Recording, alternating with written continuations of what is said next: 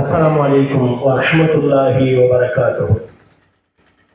إن الحمد لله نحمده ونستعينه ونستغفره ونعوذ بالله من شرور أنفسنا ومن سيئات أعمالنا. من يهده الله فلا مضل له ومن يضلله فلا هادي له. وأشهد أن لا إله إلا الله وحده لا شريك له وأشهد أن محمدا عبده ورسوله أما بعد. وقد قال الله تعالى في القرآن العظيم والفرقان المجيد: أعوذ بالله من الشيطان الرجيم. يا أيها الذين آمنوا اتقوا الله حق تقاته ولا تموتن إلا وأنتم مسلمون. يا أيها الناس اتقوا ربكم الذي خلقكم من نفس واحدة وخلق منها زوجها وبث منهما رجالا كثيرا ونساء واتقوا الله الذي تساءلون به والأرحام إن الله كان عليكم رقيبا. يا أيها الذين آمنوا اتقوا الله وقولوا قولا سديدا يصلح لكم أعمالكم ويغفر لكم ذنوبكم ومن يطع الله ورسوله فقد فاز فوزا عظيما. رب اشرح لي صدري ويسر لي أمري واحلل عقدة من لساني يفقهوا قولي. ربي زدني علما. அளவற்ற அருளாளனும் நிகரற்ற பேரன்புடையவனுமாகிய எல்லாம் உள்ள அல்லாஹ் ஜல்லஷானு தஆலாவின் நல்லடியார்களே, அல்லாஹ்வின் மகத்தான அருளின் காரணமாக அவனது மார்க்கத்தை அதன் தூய்மையான வடிவிலே அறிந்து கொள்ள வேண்டும் என்பதற்காக ஏற்பாடு செய்யப்பட்டிருக்கிற இந்த நிகழ்ச்சியிலே இறுதி தூதரின் இறுதி பேருரை என்கிற தலைப்பின் கீழ் பேசுமாறு என்னை படைத்திருக்கிறார்கள். கண்ணியத்திற்குரிய எல்லாம் உள்ள அல்லாஹ்வின் நல்லடியார்களே, மனித குலத்தை படைத்து அந்த மனித குலத்தை தன்னை வணங்குவதற்காகவே படைத்து அந்த வணக்க வழிபாட்டு முறைகள் எப்படி அமைத்துக் கொள்ள வேண்டும் என்பது மாத்திரமல்லாமல் மனிதர்களுக்கு உண்டான அனைத்து வழிகாட்டு நெறிமுறைகளையும் உள்ளடக்கிய இறை வேதத்துடன் அல்லாஹ் ரப்பல் ஆலமீன் அந்தந்த காலகட்டத்திலே இறை தூதர்களை ஒருவர் பின் ஒருவராக அல்லாஹ் அனுப்பி வந்தான். அந்த அடிப்படையிலே அந்த வரிசையிலே இறுதி தூதராக நபிகள் பெருமகனார் ஸல்லல்லாஹு அலைஹி வஸல்லம் அவர்களை அல்லாஹ் ரப்பல் ஆலமீன் அனுப்பினார். அல்லாஹ்வுடைய தூதர் ஸல்லல்லாஹு அலைஹி வஸல்லம் அவர்களுடைய 40வது வயதிலே அல்லாஹ் ரப்பல் ஆலமீன் அவர்களுக்கு நுபுவத் என்று சொல்லக்கூடிய அந்த நபித்துவத்தை வழங்குகிறார். அதாவது இறை செய்தி வஹி என்று சொல்லப்படுகிறது அல்லவா, அதை பெருமானார் ஸல்லல்லாஹு அலைஹி வஸல்லம் அவர்களுடைய 40வது வயதிலே அல்லாஹ் ரப்பல் ஆலமீன் அருளுகிறார். அதன் பிறகு கால சூழ்நிலைக்கு ஏற்றார் போன்று சிறுக சிறுக சுமார் 23 ஆண்டு காலம், அதாவது அவர்களுடைய 63வது வயது வரையிலும் இந்த மனித குலத்திற்கு தேவையான அனைத்து செய்திகளையும் அனைத்து சட்ட திட்டங்களையும் அனைத்து வழிகாட்டு நெறிமுறைகளையும் அல்லாஹ் ரப்பல் ஆலமீன் சிறுக சிறுக இறை செய்தி மூலமாக பெருமானார் ஸல்லல்லாஹு அலைஹி வஸல்லம் அவர்களுக்கு வழங்கி அதை மக்களுக்கு சொல்வதோடு மாத்திரமல்லாமல் அவர்களும் அதன்படி வாழ்ந்து காட்ட வேண்டும் என்கிற உத்தரவின் அடிப்படையிலே பெருமானார் ஸல்லல்லாஹு அலைஹி வஸல்லம் அவர்கள் அல் குர்ஆனுடைய ஒரு எழுத்து பிசகாமல் தங்களுடைய வாழ்க்கையிலே நடைமுறைப்படுத்தி காட்டினார். அன்னை ஆயிஷா ரலியல்லாஹு அன்ஹா அவர்களிடத்திலே நபிகள் பெருமகனார் ஸல்லல்லாஹு அலைஹி வஸல்லம் அவர்களுடைய வாழ்க்கை எப்படி அமைந்தது என்று கேட்கப்படுகிறது. அன்னை ஆயிஷா அவர்கள் நபிகள் நாயகம் ஸல்லல்லாஹு அலைஹி வஸல்லம் அவர்களுடைய மனைவிமார்களில் ஒருவர். அவர்கள் சொல்கிறார்கள், அல் குர்ஆன் என்ன எப்படி அமைந்திருக்கிறதோ அதுதான் பெருமானாருடைய வாழ்க்கை. அல் குர்ஆன்ல என்ன சொல்லியிருக்கு அதுதான் நபிகள் நாயகம் முஹம்மது ஸல்லல்லாஹு அலைஹி வஸல்லம் அவர்களுடைய வாழ்க்கையாக அமையப்பெற்றது என்பதாக அன்னை ஆயிஷா ரலியல்லாஹு அன்ஹா அவர்கள் சொல்லி காட்டக்கூடிய செய்தியை நாம பார்க்கிறோம் ஹதீஸ் கிதாபுகளில். இப்ப பெருமானார் ஸல்லல்லாஹு அலைஹி வஸல்லம் அவர்கள் வெறுமனே இறை செய்தியை மக்களுக்கு போதித்து விட்டு அவர்களுடைய வாழ்க்கையிலே அதை பின்பற்றி நடக்காமல் இருந்தது கிடையாது. இன்னும் ஒரு படி மேலே சொல்வதாக இருந்தால் அல்லாஹ் ரப்பல் ஆலமீன் சொன்ன செய்திக்கு அதிகமாக எந்த அளவிற்கு என்று சொன்னால் பெருமானாருடைய முன்பின் பாவங்கள் எல்லாம் மன்னிக்கப்பட்டு விட்டது. ஆயினும் அல்லாஹ் ரப்பல் ஆலமீன் அவர்களுக்கென நிர்ணயித்த அந்த வணக்கங்களை உபரியாக அதிகமாக செய்து வந்தார்கள் என்கிற செய்தியை நாம் ஹதீஸ்களிலே பார்க்கிறோம். அவர்கள் இரவு முழுவதும் நின்று வணங்குவார்கள். அப்படி வணங்குவதற்கு காரணமாக அவர்களுடைய கால்கள் எல்லாம் வீங்கிவிடும். அது குறித்து அவர்களிடத்திலே கேட்பார்கள், அல்லாஹ்வின் தூதர் அவர்களே, அல்லாஹ் உங்களுடைய முன்பின் பாவங்களை எல்லாம் மன்னித்து விட்டதாக சொல்லுகிறார். ஆயினும் வணக்கத்தை நீங்கள் நிறைவு செய்கிறீர்கள், ஆனாலும் கால் வீங்கக்கூடிய அளவுக்கு வணங்க வேண்டுமா என்று அவர்களிடத்திலே கேட்கப்படுகின்ற பொழுது அவர்கள் சொன்ன செய்தி என்ன தெரியுமா? அஃபலா அப்தன் ஷகூரா, நான் அல்லாஹ்வுக்கு நன்றியுடையவனாக இருக்க வேண்டாமா என்பதாகத்தான் அமைந்தது அவர்களுடைய வார்த்தை. அப்போ அல்லாஹ் ரப்பல் ஆலமீன் இதுவெல்லாம் செய்தால் போதும் என்று சொல்லி இருந்த நிலையில் கூட மிக மிக நன்றியுடைய நல்லடியானாக நடக்க வேண்டும் என்பதை வெளிப்படுத்தக்கூடிய விதத்திலே பெருமானார் ஸல்லல்லாஹு அலைஹி வஸல்லம் அவர்கள் ஏனைய எல்லா மனிதர்களை விடவும் வணக்க வழிபாட்டிலே மிக மிக கவனம் செலுத்தியவர்களாக இருந்தார்கள் என்கிற செய்தி நம்ம ஹதீஸ்ல பார்க்கிறோம். இப்ப பெருமானார் ஸல்லல்லாஹு அலைஹி வஸல்லம் அவர்கள் இது போன்று தங்கள் வாழ்க்கை முழுவதும், அதாவது 40 வயதிற்கு முன்பு அவர்கள் அப்துல்லாவுடைய மகனாக முகம்மதாக வாழ்ந்தார்கள். 40 வயதிற்கு பிறகு அவர்கள் மரணிக்கின்ற வரையிலும் அல்லாஹ்வுடைய தூதராக முஹம்மது ஸல்லல்லாஹு அலைஹி வஸல்லம் அவர்களாக வாழ்ந்தார்கள். இந்த 23 ஆண்டு கால வாழ்க்கை இருக்கிறது அல்லவா, இதிலே அவர்கள் ஏராளமான உரைகளை நிகழ்த்தி இருக்கிறார்கள். ஜும்மா உரைகளை நிகழ்த்தி இருக்கிறார்கள், பெருநாள் தினத்தன்று உரைகளை நிகழ்த்தி இருக்கிறார்கள். அதுபோன்று மக்கள் வெளியூர்களில் இருந்து, வெளிநாடுகளில் இருந்து, பகுதிகளில் இருந்து, பிரதேசங்களில் இருந்து வருகின்ற பொழுது மக்களுக்கு அச்சமூட்டி எச்சரிப்பதற்காக பல்வேறு உரைகள் நிகழ்த்தி இருக்கிறார்கள். அதுபோன்று இயற்கை பேரிடர்கள் ஏற்படக்கூடிய காலங்களிலே மக்களுக்கு அறிவுரைகள், உபதேசங்கள், ஹதீஸ்கள் என்ற பெயரிலே நிறைய செய்திகளை, உபதேசங்களை அவர்கள் அறிவுரையாக நிகழ்த்தி இருக்கிறார்கள். இதுவெல்லாம் வரலாறிலே பதிவு செய்யப்பட்டிருக்கிறது.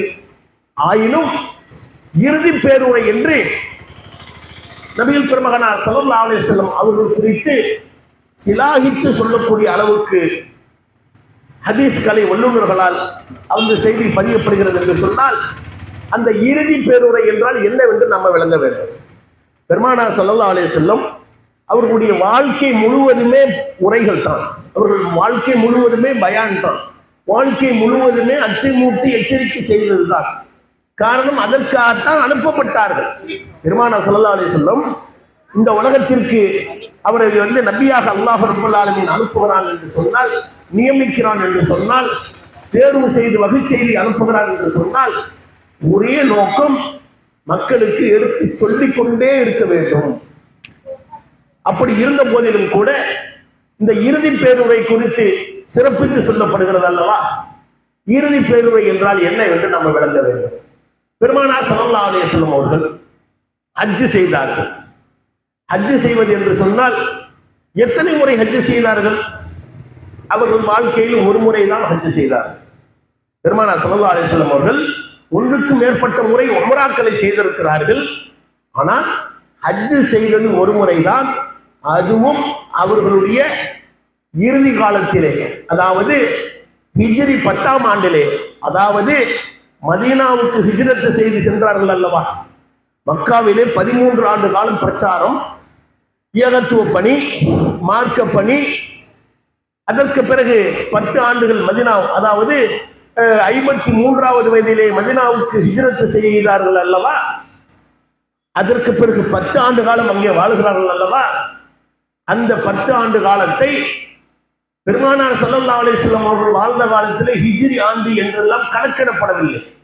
பெருமானாருடைய மறைவுக்கு பிறகு இஸ்லாத்தின் அடிப்படையிலே ஒரு ஆண்டு கணக்கை கொண்டு வர வேண்டும் என்ற அடிப்படையிலே சஹாபாக்களுடைய முயற்சியின் காரணமாக ஹிஜ்ரி ஆண்டை எந்த தினத்திலிருந்து ஆரம்பிப்பது என்பதை அவர்கள் ஆய்வு செய்த போது, அவர்கள் மஷூரா செய்த போது, பெருமானார் மக்காவில் இருந்து மதீனா மாநகரத்திற்கு ஹிஜ்ரத் செய்தார்கள் அல்லவா, அதை முதல் ஆண்டாக நாம கணக்கு எடுத்துக் கொள்வோம் என்கிற அடிப்படையிலே அந்த முதல் ஆண்டு, 2வது ஆண்டு, இப்படி 10 ஆண்டுகள். ஆக பெருமானார் ஸல்லல்லாஹு அலைஹி வஸல்லம் அவர்கள் மதீனாவிலே வாழ்ந்த காலம் 10 ஆண்டு காலம். இப்ப நல்லா கவனிங்க, இந்த 23 ஆண்டு காலத்திலும் பெருமானார் ஏராளமான உரைகளை நிகழ்த்தி இருக்கிறார். ஆனால் ஹஜ்ஜு செய்தது இறுதி ஆண்டில், அதாவது ஹிஜ்ரி 10ஆம் ஆண்டில் ஒரே ஒரு ஹஜ்ஜை தான் செய்திருக்கிறார்கள். அதனால் தான் ஹஜ்ஜத்துல் வதா என்று அதற்கு பெயர். ஹஜ் என்றால் மார்க்க கிரியை, வதா என்று சொன்னால் விடைபெறக்கூடியது. இந்த உலகத்தை விட்டு விடைபெறக்கூடிய பெருமானார் ஸல்லல்லாஹு அலைஹி வஸல்லம் அவர்களுடைய அந்த இறுதி காலத்திலே, அந்த இறுதி ஹஜ்ஜிலே நிகழ்த்தப்பட்ட உரை தான் இறுதி பேருரை. பெருமானார் ஸல்லல்லாஹு அலைஹி வஸல்லம் அவர்கள் எப்போது மரணிப்பார்கள் என்கிற செய்தியையும் அந்த ஹஜ்ஜின் மூலமாக அதற்கு முன்பு வந்த ரமலானிலே அல்லாஹு ரப்புல் ஆலமீன் அவர்களுக்கு உணர்த்தினான். அது எப்படி உணர்த்தினான்? என இறுதி பேருரை என்று சொன்னால் அவர்களுடைய இறுதி காலகட்டம் நெருங்குவதை அல்லாஹு ரப்புல் ஆலமீன் பல்வேறு சூழ்நிலைகளில் அவர்களுக்கு உணர்த்தி காட்டினான். எப்படி? பெருமானார் அவர்களுக்கு நாம் ஆரம்பத்திலே சொன்னது போன்று அவர்களுடைய 40வது வயதிலே ஒரு ரமலான் மாதத்திலே இறை செய்தி ஆரம்பமாக வருகிறது. நீங்கள் எல்லாம் அறிந்திருக்கிறீர்கள். அல் குர்ஆனிலே ஷஹ்ரு ரமதான் அல்லதி உன்சில ஃபீஹில் குர்ஆன், ரமலான் மாதத்திலே இந்த குர்ஆன் இறக்கி அருள பெற்றது. அந்த ரமலான் மாதத்திலும் எப்போது இறக்கி அருள பெற்றது ஆரம்பமாக என்கிற செய்தியை சொல்கின்ற பொழுது, இன்னா அன்ஸல்னாஹு ஃபீ லைலத்துல் கத்ர், லைலத்துல் கத்ருடைய இரவில் தான் நாம் இதை இறக்கினோம் என்று அல்லாஹ் ரப்பல் ஆலமீன் அழகாக சொல்லிவிட்டான். அப்ப ரமலானிலே இறங்கியது, ரமலானிலே எந்த நாளிலே இறங்கியது? லைலத்துல் கத்ர் இரவில இந்த வகை செய்தி இறங்க ஆரம்பமானது என்பதெல்லாம் நாம் அறிந்திருக்கிறோம். இதுல எதற்காக இதை நாம் சொல்கிறோம் என்று சொன்னால், பெருமானாருடைய அந்த இறுதி காலத்தை உணர்த்தக்கூடிய ஒரு செய்தியை விளங்கிக் கொள்வதற்காக. பெருமானார் ஸல்லல்லாஹு அலைஹி வஸல்லம் அவர்களுக்கு வகை செய்தி ரமலானிலே ஆரம்பமானதா, அவர்களுடைய 40வது வயதிலே ஆரம்பமானதா? இப்படி ஒவ்வொரு வருடமாக 41வது வருடம் வரும். ஒரு வருடம் நிறைவிலே ரமலான் வருகிறதா? அந்த ரமலானிலே ஜிப்ரீல் அலைஹிஸ்ஸலாம் அவர்கள் நபிகளாரிடத்திலே வந்து, இந்த ஒரு வருட காலம் உங்களுக்கு இறைவனிடத்திலிருந்து அருளப்பட்ட வசனங்கள் என்னவென்ன என்று ஓதி காட்டுவார்கள். இது அல்லாஹ் ஏற்பாடு செய்த ஒரு அழகான ஒரு செயல் திட்டம். என்னத்தான் நம்ம வசனத்தை இறக்கி இருந்தாலும், என்னத்தான் தூதராக இருந்தாலும், அவர்கள் இதை மறக்க மாட்டார்கள் என்று நாம் உறுதி செய்தாலும், சஹாபாக்களுடைய ஜிப்ரீல் அலைஹிஸ்ஸலாம் அவர்களின் மூலமாக அல்லாஹ் ரப்பல் ஆலமீன் ஒவ்வொரு வருடமும் அதை உறுதி செய்வான். ஒவ்வொரு ரமலானிலும் ஜிப்ரீல் அலைஹிஸ்ஸலாம் வருவார்கள். பெருமானார் ஸல்லல்லாஹு அலைஹி வஸல்லம் அவர்களுக்கு அந்த வருடம் முழுவதும் என்னென்ன வசனங்கள் இறக்கி அருளப்பட்டதோ அதை ஓதி காட்டுவார்கள். அவர்களும் அதை ஓதுவார்கள், சரி கண்டுவிட்டு சென்று விடுவார்கள். இது ஒவ்வொரு வருடமும் ஒரு முறை நிகழும். இது போன்று 22 வருடங்கள் நிகழ்ந்தது. இந்த 23வது வருடம் இருக்கிறது அல்லவா, அதாவது ஹிஜ்ரி 10ஆம் ஆண்டு, நபிகளாருடைய 63ஆம் ஆண்டு அந்த வயதிலே, அப்போது ஒரு ரமலான் வருகிறது அல்லவா, அந்த ரமலானிலே ஜிப்ரீல் அலைஹிஸ்ஸலாம் அவர்கள் எப்போதும் ஓதி காட்ட சொல்வது மாதிரி அல்லாமல் வழக்கத்திற்கு மாற்றமாக 2 முறை ஓதி காட்ட சொன்னார்கள். எப்போதும் ஒரு தடவை ஓதி காட்ட சொல்லுவாங்க. அந்த எத்தனை வசனங்கள் இறக்கி அருளப்பட்டிருக்கிறதோ அதை அனைத்தையும் மனப்பாடமாக பெருமானார் ஸல்லல்லாஹு அலைஹி வஸல்லம் அவர்களும் ஓதி காட்டுவார்கள். அதை சரி கண்டு விட்டு செல்வார்கள். இந்த இறுதியான நிலையிலே 2 முறை ஓதி காட்ட சொன்னார்கள். அதன் மூலமாக பெருமானார் ஸல்லல்லாஹு அலைஹி வஸல்லம் அவர்களுக்கு அல்லாஹ் ரப்பல் ஆலமீன் உள்ளுணர்வை ஏற்படுத்தினான். நாம் மரணிக்க போகிறோம், நம்முடைய இறுதி காலம் வந்துவிட்டது என்பதை அல்லாஹ் ரப்பல் ஆலமீன் இந்த செய்தியின் மூலமாக உணர்த்தினான். இதைத்தான் பெருமானார் ஸல்லல்லாஹு அலைஹி வஸல்லம் அவர்கள் ஒரு கட்டத்திலே அவர்களுடைய அருமை மகளார் ஃபாத்திமா ரலியல்லாஹு அன்ஹா அவர்களிடத்திலே இந்த செய்தியை சொல்கின்ற பொழுது அவர்கள் அழத் தொடங்குவார்கள். அதன் பிறகு வேறு வேறு செய்திகளை சொல்லி அவர்களை சமாதானப்படுத்துவார்கள். அப்ப நமக்கு செய்தி என்ன? பெருமானாருடைய இறுதி காலம் நெருங்கிவிட்டது. அந்த இறுதி காலத்திலே அவர்கள் செய்த உரை இருக்கிறது அல்லவா, அதற்கு அடுத்து வரக்கூடிய காலங்களிலே அவர்கள் வாழவில்லை, அடுத்த ரமலானிலே அவர்கள் இல்லை. ஆகையினால் இந்த ரமலானுக்கு பிறகு வரக்கூடியது ஷவ்வால், துல்காதா, துல்ஹஜ். அந்த துல்ஹஜ்ஜுக்கு வருகிறார்கள். ஹஜ் செய்வதற்காக அந்த துல்ஹஜ் மாசத்திலே மக்கமா நகரத்திற்கு வருகிறார்கள். ஏராளமான சஹாபாக்களோடு வருகிறார்கள். லட்சத்திற்கும் மேற்பட்ட சஹாபிய பெண்மணிகளோடு பெருமானார் ஸல்லல்லாஹு அலைஹி வஸல்லம் அவர்கள் ஹஜ் செய்வதற்காக வருகிறார்கள். வந்த பொழுது அந்த அரஃபா பெருவழி இருக்கிறது அல்லவா, அங்கும் அதற்கு மறுநாள், அதாவது அரஃபா என்று சொன்னால் துல்ஹஜ் மாதத்தினுடைய 9ஆம் நாள் அரஃபா பெருவழியிலே உரை நிகழ்த்துகிறார்கள் பெருமானார் ஸல்லல்லாஹு அலைஹி வஸல்லம். அதற்கு அடுத்த நாள் துல்ஹஜ் 10ஆம் நாள். நாம் எல்லாம் பெருநாள் கொண்டாடுவோம்ல, அதுக்கு நஹருடைய நாள் என்றும் பெயர் இருக்கிறது. நஹர் என்று சொன்னால் அறுத்து பலியிடுதல். இன்னா அதைனாக்கல் கௌசர் ஃபஸல்லி லிரப்பிக வன்ஹர் என்று அல்லாஹ் சொல்கிறான். அறுத்து பலியிடுந்து. நஹர் என்று சொன்னால் அறுத்து பலியிடுவது என்று பொருள். அந்த அறுத்து பலியிடக்கூடிய அந்த நாளாகிய அந்த நஹருடைய நாளிலே மினா என்ற அந்த பகுதியிலே பெருமானார் ஸல்லல்லாஹு அலைஹி வஸல்லம் உரை நிகழ்த்துகிறார்கள். அப்ப துல்ஹஜ் 9, துல்ஹஜ் 10 இந்த 2 நாட்களிலும் பெருமானார் ஸல்லல்லாஹு அலைஹி வஸல்லம் அவர்கள் உரை நிகழ்த்தினார்கள் அல்லவா, அதுதான் இறுதி பேருரை என்று ஹதீஸ் கலை வரலாற்று ஆய்வாளர்கள் பதிவிடுகிறார்கள். இப்ப அங்க உரைன்னா என்னன்னு நம்ம பார்த்துட்டோம். இறுதி பேருரை என்றால் என்னவென்று ஓரளவுக்கு நம்ம அதனுடைய அடிப்படையை விளங்கி கொண்டோம். அங்க என்னதான் பேசினாங்க, இறுதி பேருரையில் என்னதான் உரை நிகழ்த்தினார்கள், எந்த செய்தியும் புதுசா பேசல. நல்லா விளங்கிக்கோங்க. இந்த 23 ஆண்டு காலத்திலும் பெருமானார் ஸல்லல்லாஹு அலைஹி வஸல்லம் அவர்களுக்கு அல்லாஹ் ரப்பல் ஆலமீன் எதை குர்ஆனிலே அனுப்பினானோ, அது செய்தியாக இறை செய்தியாக வழங்கினானோ, அதை அப்படியே சாறு பிழிந்ததாக ஒவ்வொரு செய்தியிலிருந்தும் சுருக்கமாக சில விஷயங்களை எடுத்து பெருமானார் ஸல்லல்லாஹு அலைஹி வஸல்லம் அவர்கள் அங்கே உரை நிகழ்த்துகிறார்கள். அது முக்கியத்துவம் பெறக்கூடியதாக இருக்கிறது. அதிலே அங்கே சொல்கிறார்கள், மக்களே, சகாபாக்கள் இருக்கிறாங்க, லட்ச சகாபாக்கள் இருக்கிறாங்க. மக்களே, இது எந்த மாதம் தெரியுமா? எல்லாருக்கும் தெரியும், ஹஜ் மாசம் தானே. ஹஜ்ஜுக்கு வந்திருக்கிறாங்க, என்ன மாசம் தெரியாம வந்திருப்பாங்க. இது எந்த நாள்? எல்லாருக்கும் தெரியும், இது அரஃபா நாள். இது எந்த இடம்? இது புனிதமான அந்த அரஃபா இடம், மக்கமா நகரத்துக்கு உட்பட்ட அந்த புனிதமான நகரம் என்று எல்லாருக்கும் தெரியும். ஆனாலும் சஹாபாக்களுடைய பழக்கம் என்ன? பெருமானாருக்கு முந்தி பேச மாட்டாங்க. ஏன்? இது போன்று ஒரு கேள்வியை பெருமானார் கேட்கிறார்கள் என்று சொன்னால் அதற்கு பிறகு ஏதோ ஒரு செய்தியை சொல்ல வருகிறார்கள். இதை போல மக்களிடத்திலே கேள்வியை கேட்டு அதற்கு பதிலை சொல்வது பெருமானாருடைய ஸ்டைலாக இருந்தது. ஈஸியா புரிஞ்சுக்குவாங்க. நேரடியா ஒரு செய்தியை சொல்றதை விட ஒரு பீடிகையின் மூலமாக செய்தியை சொல்லுகின்ற பொழுது அப்படியே பசுமரத்து ஆணியா மனசுல பதியும்.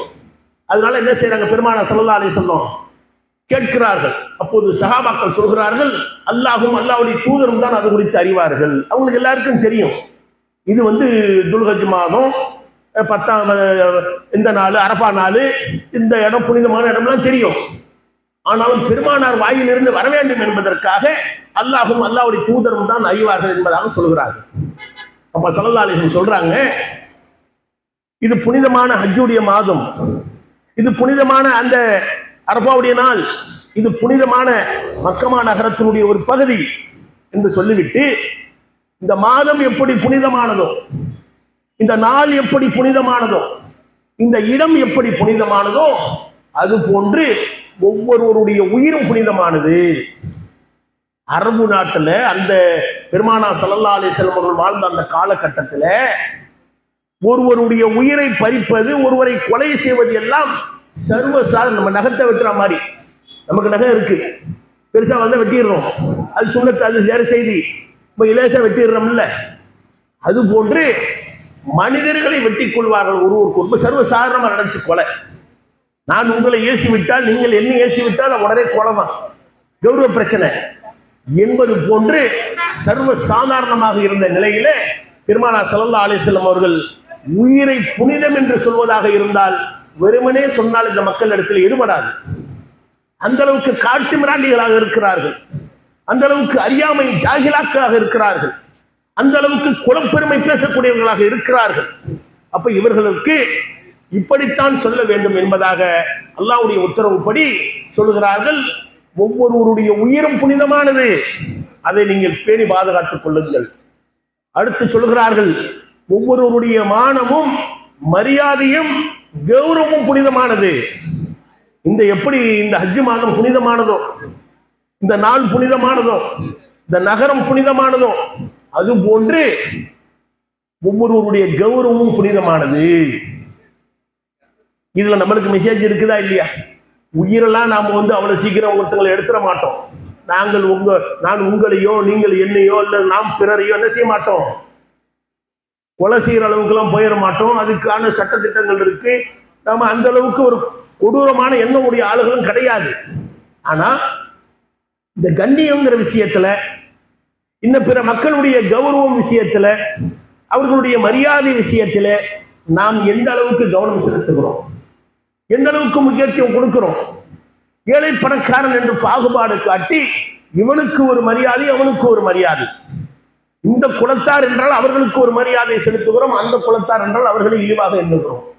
அது மாத்திரமல்ல, ஒருவர் மீது அபாண்டத்தை சுமத்துவது, வீண்பழி சுமத்துவது, ஒருவருடைய கண்ணியத்தை சீரழிப்பது, சொல்லிக்கொண்டே போகலாம். இதில் நாம் ஒருவருக்கு ஒருவர் சளைத்தவர் கிடையாது.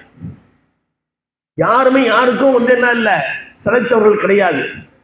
நாம வீட்டில் இருக்கக்கூடிய பெண்களை செய்யக்கூடிய அவமானமாக இருக்கட்டும், பெண்கள் தங்களுக்குள்ளேயே செய்து கொள்ளக்கூடிய நாத்தனார் மாமியாவாக இருக்கட்டும், மருமகளாக இருக்கட்டும், யாருக்கா இருக்கட்டும், பெரியவங்க சிறியவங்களா இருக்கட்டும், சிறியவங்க பெரியவர்களாக இருக்கட்டும், இந்த கண்ணியத்தை பாதுகாக்கிறோமா, கௌரவத்தை பாதுகாக்கிறோமா, மரியாதையை உரியபடி வழங்குகிறோமா? இப்ப பெருமானார் ஸல்லல்லாஹு அலைஹி வஸல்லம் அவர்கள் இதெல்லாம் முன்னாடியே சொன்ன செய்தி தான். 23 ஆண்டு காலத்திலே சூழ்நிலைக்கு ஏற்றவாறு இதையெல்லாம் பெருமானார் சொல்லித்தான் இருக்கிறார்கள்.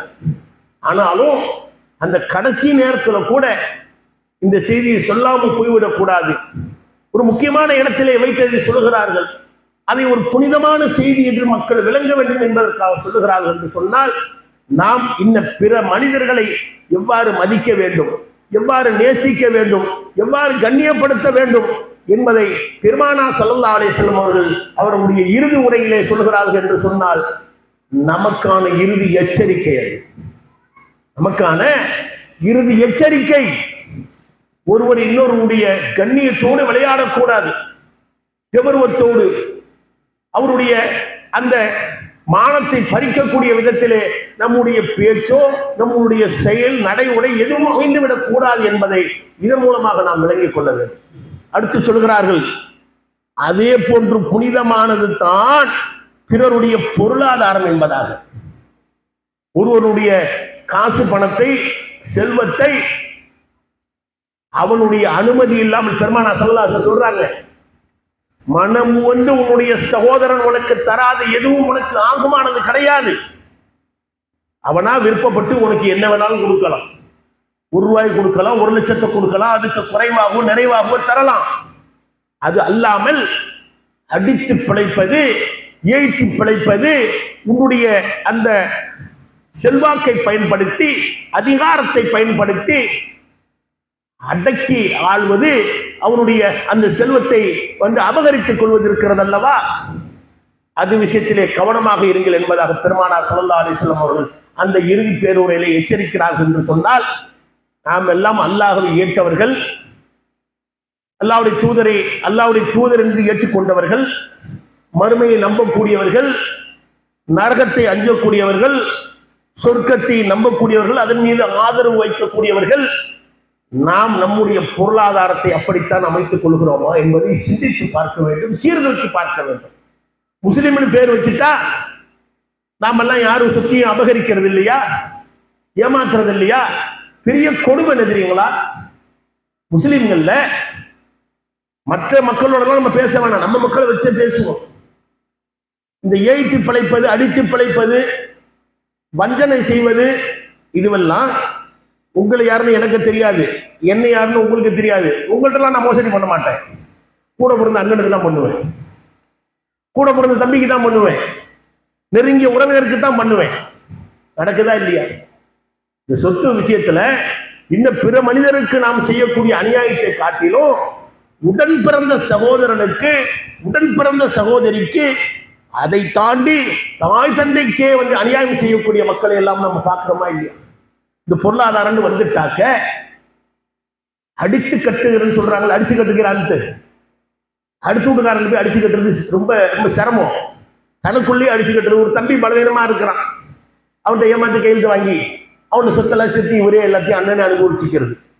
அண்ணன் கொஞ்சம் கொஞ்சம் கொஞ்சம் விளங்காம வெகுளியா இருக்கிறாரு, தம்பிக்காரன் எல்லாத்தையும் ஆட்டையை போட்டுருந்தது. நடக்குதா இல்லைங்களா? இதெல்லாம் முஸ்லீம்ல நடக்கலன்னு சொல்றீங்களா? அப்ப பெருமானார் ஸல்லல்லாஹு அலைஹி வஸல்லம் அவர்கள் அந்த இறுதி கட்டத்தில் கூட இந்த சமுதாயம் ஒருபோதும் நரகத்திற்கு சென்று விடக்கூடாது என்கிற அந்த அக்கறையிலே மனமுவந்து உங்களுக்கு பிறர் வழங்கக்கூடிய அந்த சொத்து அல்லாமல், அந்த செல்வம் அல்லாமல் வேறு எதுவும் உங்களுக்கு ஆகமானது அல்ல, ஹலாலானது அல்ல என்பதாக சொல்லி காட்டுகிறார்கள் என்று சொன்னால், பிறருடைய ஒரே ஒரு ரூபாய் பணத்திற்கு கூட நாம் அது அவரிடமிருந்து அபகரிப்போமே ஆனால் மறுமையிலே அதற்கான மிகப்பெரிய விலையை நாம் கொடுக்க வேண்டும் என்பதை இந்த நேரத்திலே நாம் மனதிலே நிறுத்திக் கொள்ள வேண்டும். இப்ப பெருமானார் ஸல்லல்லாஹு அலைஹி வஸல்லம் அவர்கள் உயிரை பற்றி சொல்கிறார்கள், கண்ணியத்தை பற்றி சொல்கிறார்கள், பொருளாதாரத்தை பற்றி சொல்கிறார்கள். இப்படி நிறைய எச்சரிக்கை செய்து கொண்டு வருகிறார்கள். அதிலே சகாபாக்கள் எல்லாம் அங்கே நிரம்பி இருந்த அந்த பகுதியிலே இந்த செய்திகள் எல்லாம் சொல்லுகிறார்கள் அல்லவா? இதற்கு இடையிலே நாளை மறுமை நாளையிலே என்னை குறித்து இதெல்லாம் அந்த இறுதி பேருரையிலே நிகழக்கூடிய சம்பவங்கள், பெருமானார் செய்த பேருரைகளிலே வரக்கூடிய சில செய்திகள். நாளை மறுமையிலே அல்லாஹ் ரப்பல் ஆலமீன் என்னை பற்றி உங்களிடத்திலே கேட்டால் என்ன பதில் சொல்வீர்கள்? சஹாபாக்களை பார்த்து கேட்கிறாங்க, என்னை பத்தி உங்கள்கிட்ட அல்லாஹ் கேட்கிறான், நீங்க என்ன சொல்லுவீங்க? அல்லாஹ்வின் தூதர் அவர்களே, அல்லாஹ் உங்களை எந்த பணிக்காக எந்த வேலைக்காக அனுப்பினானோ அதை நீங்கள் முழுமைப்படுத்தி விட்டீர்கள், எல்லா செய்தியும் நீங்க சொல்லிவிட்டீர்கள், ஒன்னு சொல்லி ஒன்னு சொல்லாம இல்லை. எதை செய்யணும் எதை செய்யக்கூடாது, எதை உண்ணணும் எதை உண்ணக்கூடாது, எதை பேசணும் எதை பேசக்கூடாது, எதை பார்க்கணும் எதை பார்க்கக்கூடாது, எதை கேட்கணும் எதை கேட்கக்கூடாது, எதை விற்கணும் எதை விற்கக்கூடாது, எதை வாங்கணும் எதை வாங்கக்கூடாது, இப்படி அனைத்தையும் நீங்கள் சொல்லிவிட்டீர்கள் அல்லாஹ் அவர்களே என்பதாக சொல்கிறார்கள். அப்போது பெருமானார் ஸல்லல்லாஹு அலைஹி வஸல்லம் அவர்கள் அவர்களுடைய ஆட்காட்டி விரலை வானை நோக்கி உயர்த்துகிறார்கள். உயர்த்தி அல்லாஹ் மஷ்ரத் என்று 3 முறை சொல்கிறார்கள். அல்லாஹ் நீ தான் இதுக்கு சாட்சி, என்ன நீ நபியா அனுப்புன, எனக்கு அல் குர்ஆனை நீ வழங்கினாய், இறை செய்தியை தந்தாய், நான் மக்களுக்கு எடுத்து சொன்னேன், அதற்கு மக்களே சாட்சியாக ஆகிவிட்டார்கள். இவர்களை இந்த செய்தியை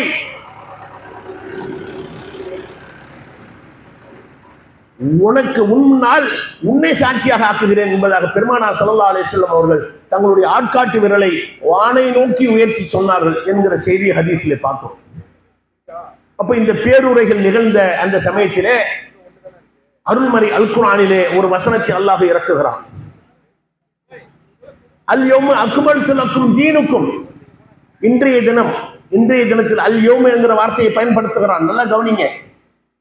அல் யௌம அக்மல்து லக்கும் தீனுக்கும், இன்றைய தினத்திலே உங்களுடைய மார்க்கத்தை உங்களுக்காக பூர்த்தி செய்து விட்டேன்.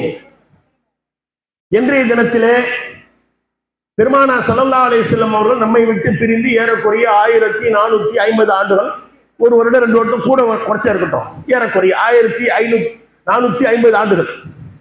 அப்ப அவர்களுடைய அந்த இறுதி பேருரை நிகழ்த்திய அன்றைய தினத்திலே மார்க்கத்தை நிறைவு செய்து விட்டேன். நிறைவு செய்ததோடு உள்ள மார்க்கத்தை நிறைவு செய்து விட்டேன் என்று சொன்னால் அதன் உள்ளே ஏராளமான நன்மையை வைத்திருக்கிறேன். நீங்கள் என்ன செய்ய வேண்டும், எப்படி தொழ வேண்டும், எப்படி நோன்பு நோக்க வேண்டும், எப்படி ஹஜ்ஜு செய்ய வேண்டும், எப்படி தான தர்மம் செய்ய வேண்டும், எப்படி திருமணம் செய்ய வேண்டும், எப்படி வியாபாரம் செய்ய வேண்டும், எப்படி எப்படி எப்படி என்று நீங்கள் செய்ய வேண்டிய அனைத்து செய்திகளையும் உள்ளடக்கிய மார்க்கத்தை உங்களுக்காக நான் நிறைவு செய்து விட்டேன் சொல்லிவிட்டு, அத்துமம் அலைக்க நியாமத்தி, மார்க்கத்தை கொடுத்ததோட நிறைவு செய்ததோட நான் விட்டுல, அத்துமம் அலைக்க நியாமத்தி, என்னுடைய நியாமத்துகளை அதுல பரிபூர்ணப்படுத்தி விட்டேன். அல்லாஹ்வுடைய நியாமத்தை இந்த மார்க்கத்துல பரிபூர்ணப்படுத்தி விட்டேன்.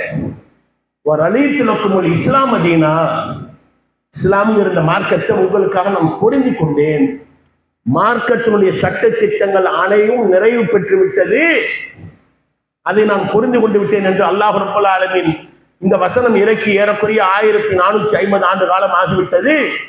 ஆனாலும் இன்றளவும் கூட மார்க்கத்தின் பெயரால் புதிதான வணக்க வழிபாட்டு முறைகளை இந்த இஸ்லாமிய சமுதாயம் செய்து வருகிறது என்று சொன்னால், நபிகள் பெருமகனார் காட்டி தராத வணக்கங்களை செய்து வருகிறார்கள் என்று சொன்னால், அதை செய்வதனால் எங்களுக்கு நன்மை கிடைக்கும் என்று சொல்வார்களே ஆனால், அதன் மூலம் நாங்கள் சொர்க்கம் செல்வோம் என்று சொல்வார்களே ஆனால், அல்லாஹ் ரப்பல் ஆலமீன் மார்க்கத்தை பூர்த்தி செய்யலன்னு அர்த்தம்.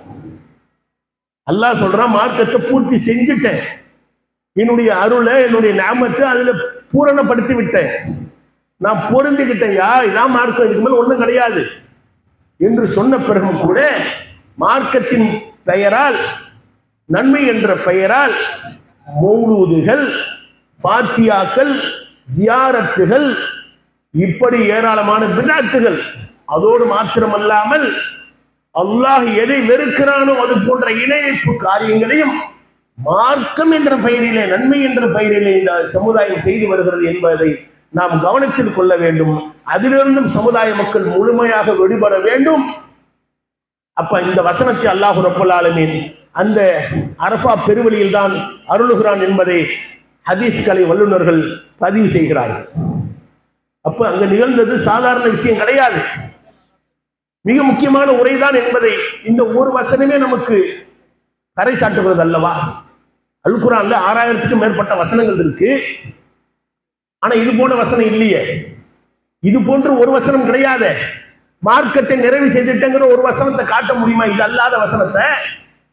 அப்ப அல்லாஹ் ரப்பல் ஆலமீன் மார்க்கத்தை நிறைவு செய்து விட்டேன் என்று அந்த அரஃபா பெருவெளியிலே பெருமானாருக்கு வகை அனுப்புகிறான் என்று சொன்னால், அதை இறுதி பேருரை என்று ஹதீஸ் கலை வல்லுநர்கள் சஹாபா பெருமக்கள் எல்லாம் சொல்கிறார்கள் என்று சொன்னால், மார்க்கத்தின் பெயரால் ஒரு சிறு விஷயம் கூட உருவாக்க கூடாது, உருவாக்கினால் அது மிகப்பெரிய பாவம்.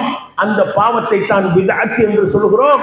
அந்த பித்அத் அனைத்தும் நரகத்திற்கு இழுத்துச் செல்லும் என்பதை எச்சரிக்கையாக இந்த நேரத்திலும் நாம் மீண்டும் மீண்டும் நினைவுறுத்திக் கொள்கிறோம்.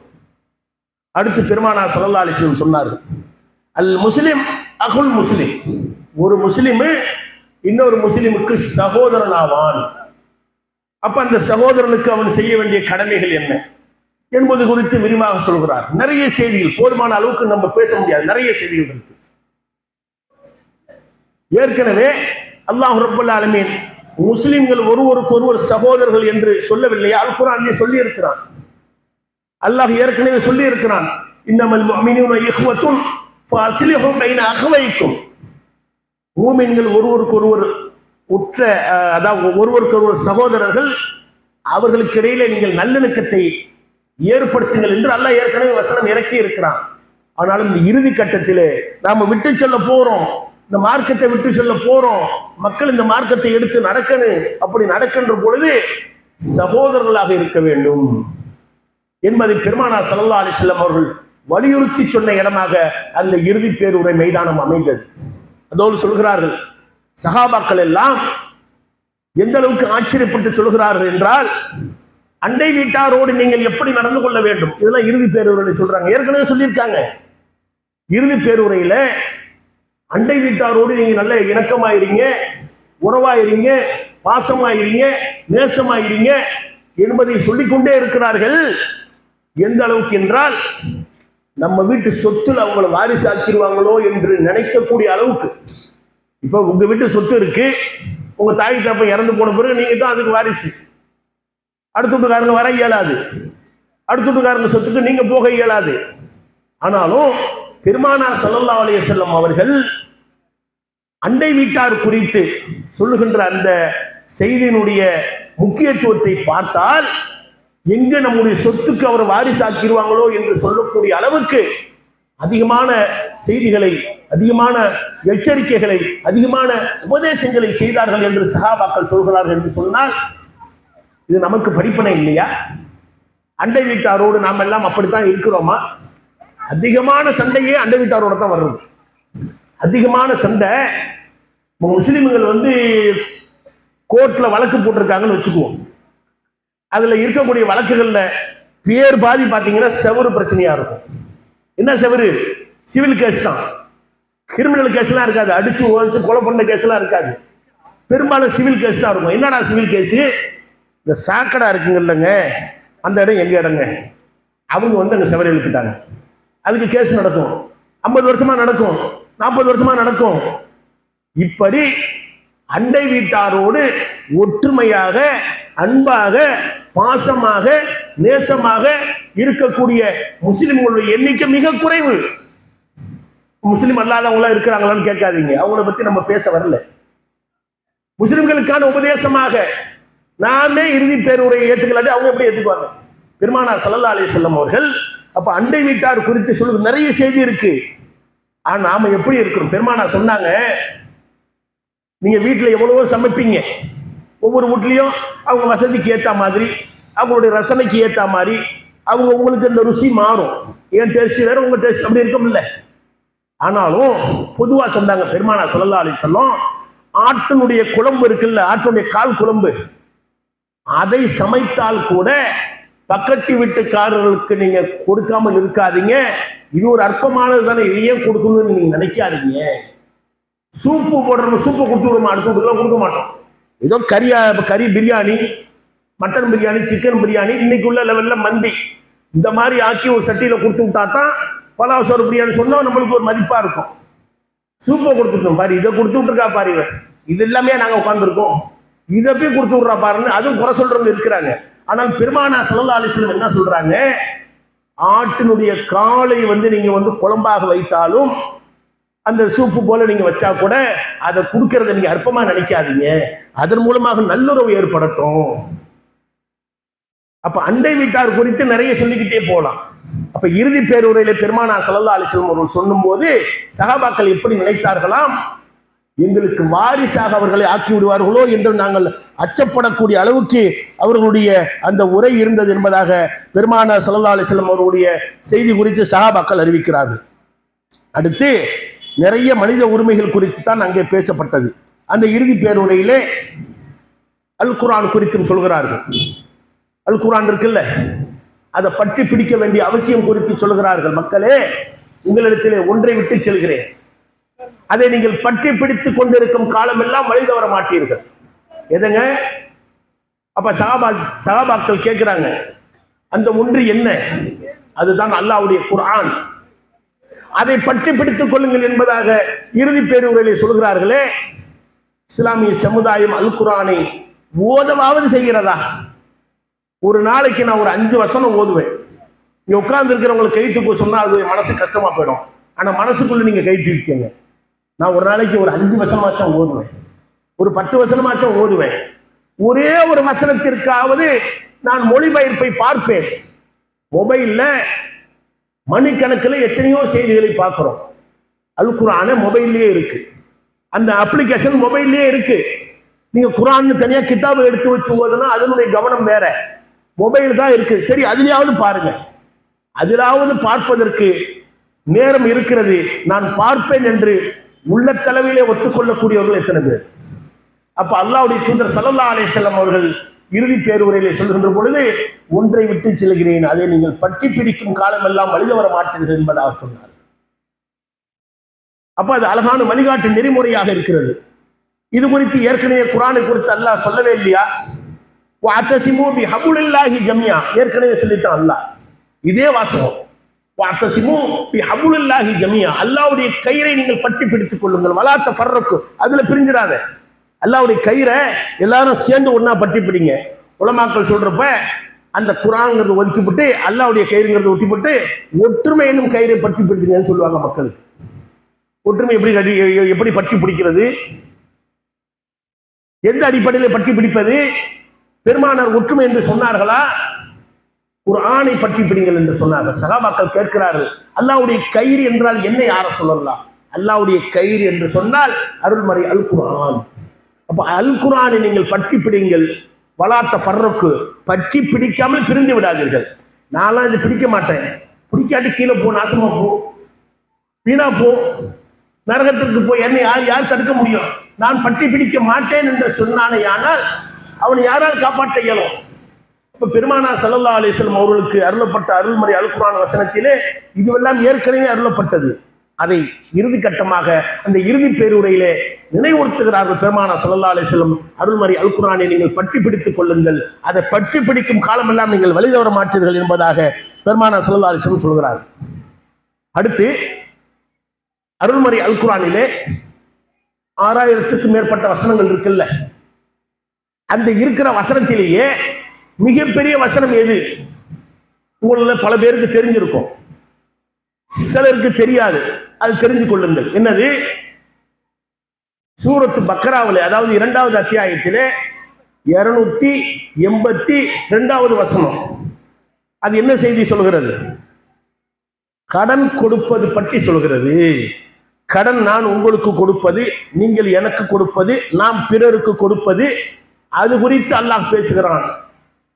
இதை விட பெரிய வசனம் குர்ஆன்ல கிடையவே கிடையாது. அருள்மறை அல் குர்ஆன்ல எத்தனையோ செய்திகளை சொல்கிறது. சொர்க்கம் நரகத்தை பற்றி சொல்கிறது, வாழ்வாதாரத்தை பற்றி சொல்கிறது, ஏராளமான வசனங்கள் இருக்கிறது. மிக நீண்ட நெடிய வசனம், கிட்டத்தட்ட 1.5 பக்கத்துக்கு இருக்கும் ஒரு வசனம். 1.5 பக்கத்துக்கு ஒரு வசனம் இருக்கும். அது எதை குறித்து சொல்கிறது? கடன் குறித்து சொல்கிறது. அந்த கடனை பற்றி பெருமானார் ஸல்லல்லாஹு அலைஹி வஸல்லம் அவர்கள் இறுதி பேருரையிலே நினைவுறுத்துகிறார்கள். எப்படி சொல்கிறார்கள்? கடன் வாங்கியவர் அதை திரும்ப செலுத்த கடமைப்பட்டவர். அவரோட முடிஞ்சா இல்ல, அதற்காக ஒருவர் பொறுப்பேற்றுக் கொண்டால் அவருக்கும் அந்த கடமை இருக்கிறது என்பதாக சொல்கிறார். செய்தி புரிகிறதா? நான் உங்கள்கிட்ட கடன் கேட்கிறேன், உன்னை நம்பி நான் எப்படியா தர்றது? எதுனாச்சும் இருக்குதா உன்கிட்ட அடமானத்துக்கு தர்றதுக்கு? ஒன்றும் கிடையாது. அப்ப வேற யாரையாச்சும் சொல்லியா, வாங்க பாய் நீங்க கொஞ்சம் ஒரு ஜாமீன் சொல்லுங்க என்று நீங்களும் சொல்கிறீர்கள். அப்பாஸ் பாய் கொடுத்துருவாரு, நீங்க அவருக்கு கொடுங்க, நான் கொடுக்காட்டி நான் கொடுக்குறேன்னு சொல்லிட்டு என்னால் கொடுக்க முடியல. இப்ப யார் கொடுக்கணும்? நீங்கள் கொடுத்தே ஆக வேண்டும். அதைத்தான் பெருமானார் ஸல்லல்லாஹு அலைஹி வஸல்லம் சொல்கிறார்கள். கடன் வாங்கியவர் செலுத்தியே ஆக வேண்டும். அவரால் இயலாவிட்டால் யார் அதற்கு பொறுப்பேற்றுக் கொள்கிறாரோ அவரின் மீது அது கட்டாய கடமையாகிறது. சும்மா போற போகல ஜாமீன் கையெழுத்து போட்டு போறது இல்லை. கொடுங்க நான் பார்த்துக்கிறேன்னு சொல்லிட்டு போறது அல்ல. அப்படி செய்யவே செய்யாதீர்கள். உங்களுக்கு சக்தி இருந்தா நீங்க ஜாமீன் போடுங்க. இவர் தராட்டி நான் தரேன், ஒரு 5000 ரூபாய் எனக்கு தாங்கும், ஒரு 10,000 ரூபாய் தாங்கும், அதுக்கு மேல எனக்கு தாங்காது. 10,000 ரூபாய் இவர் உங்கள்கிட்ட கடன் கேட்கிறாரு, அவருக்கு நீங்க தர மறுக்கிறீங்க. மறுக்கிற பட்சத்துல ஏதாவது ஜாமீன் கேட்கிறாரு. உங்களிடம் என்ன சக்தி இருக்கிறதோ, என்ன தாக்கத்து இருக்கிறதோ அதற்கு தகுந்தது போன்று நீங்கள் சொன்னீர்களே, ஆனால் அல்லாஹ்வுடைய பிடியில் இருந்தும் அல்லாஹ்வுடைய தண்டனையில் இருந்தும் மறுமையிலே நீங்கள் விடுபடுவீர்கள். அது அல்லாம மொத்தமா ஏமாத்திட்டு போயிட்டா அவனும் கொடுக்கல, நீங்களும் கொடுக்கல, கடன் கொடுத்தவன் என்ன ஆகும்? பெருமானார் ஸல்லல்லாஹு அலைஹி வஸல்லம் அவர்கள் வேறு ஒரு செய்தியிலே சொல்கின்ற பொழுது, அல்லாஹ் ரப்பல் ஆலமீன் ஒருவருடைய எல்லா பாவங்களையும் மன்னிக்கிறான். அந்த நிமிஷத்துக்கு முன்னாடி வரைக்கும் ஒருவர் செய்த எல்லா பாவத்தையும் மன்னிக்கிறான். அது யாருக்கு தெரியுமா? அல்லாஹ்வுடைய பாதையிலே உயிர் நீத்த ஷஹீதுக்கு. அல்லாஹ்வுடைய பாதையில உயிர் நீத்திட்டாரு, போர்ல போயோ அல்லது வேற காலகட்டங்களிலேயோ எதில் கொல்லப்பட்டு விட்டார். அவருக்கு அல்லாஹ் ரப்பல் ஆலமீன் அனைத்து பாவங்களையும் மன்னித்து விடுகிறான். இல்ல தைன், அவர் கடன் வாங்கியிருந்தால் அல்லாஹ் அதை மன்னிக்கிறதா இல்லை. அவர் யார்ட்டையும் கடன் வாங்கி இருக்கிறாரு, அந்த கடனை கடன் யார் கொடுத்தாரோ அவர் மன்னித்து விட்டால் உண்டு, இல்லாவிட்டால் மறுமையிலே அதற்கான பரிகாரத்தை, அதற்கான நஷ்ட ஈட்டை, ஈட்டு தொகையை மறுமையிலே கொடுக்க வேண்டும்.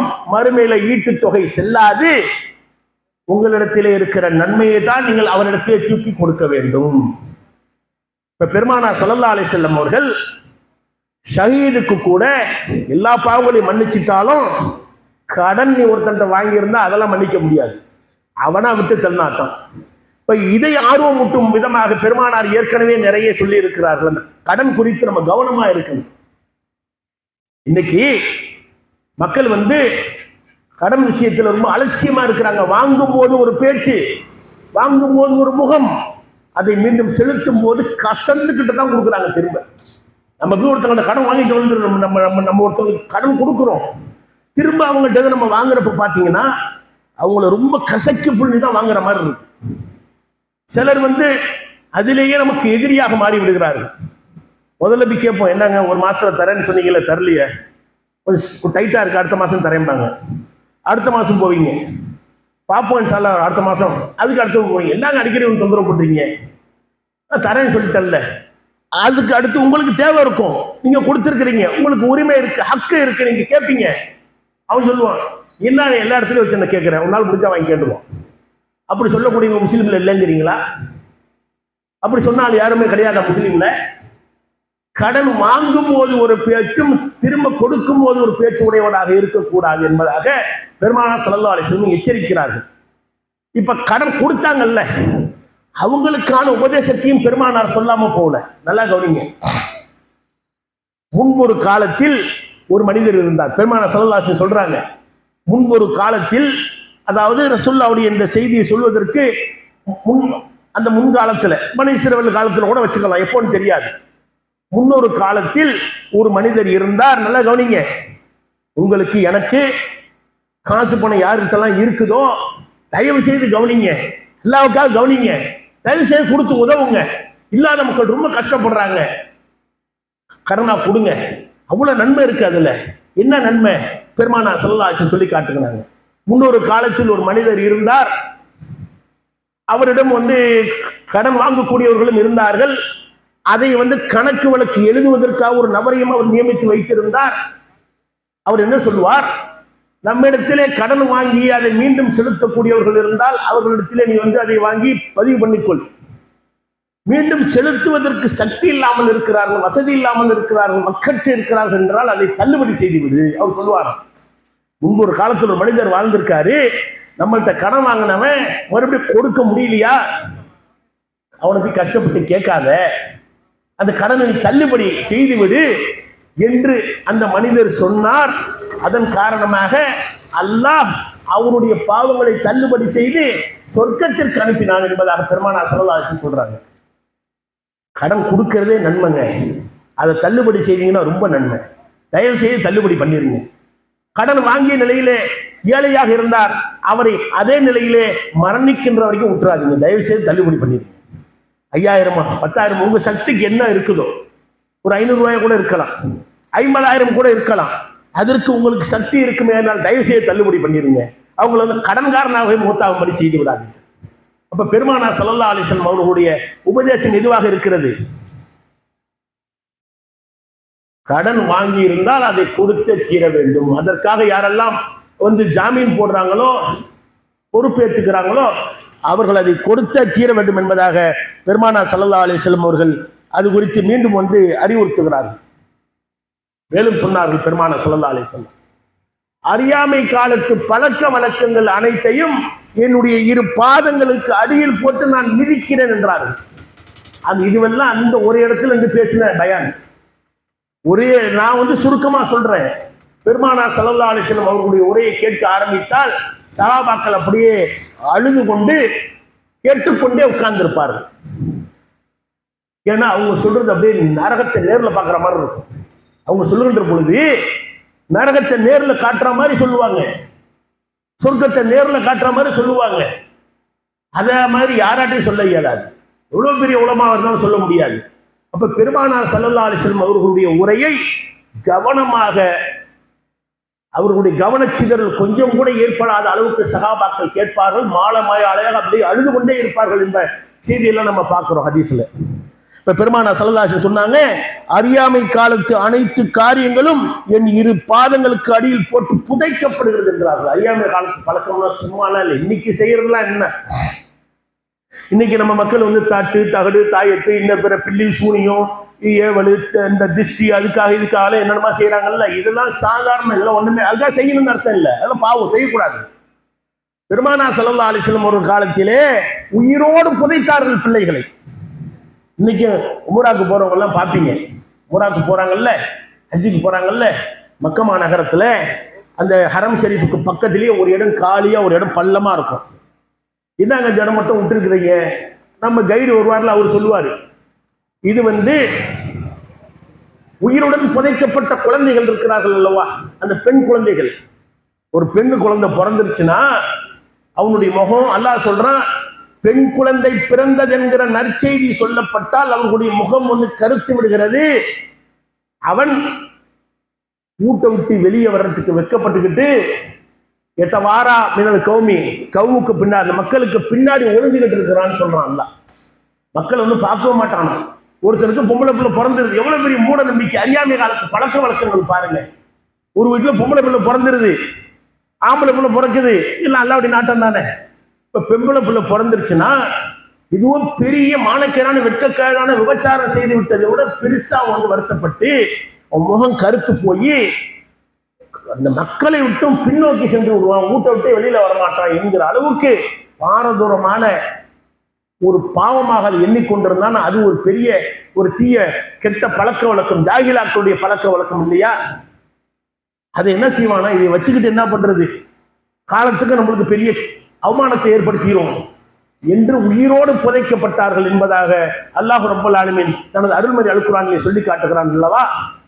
இது மாதிரிலாம் இன்னைக்கு யாரும் செய்யறது இல்லை. இப்படி ஒரு மூட நம்பிக்கைலாம் இல்லை.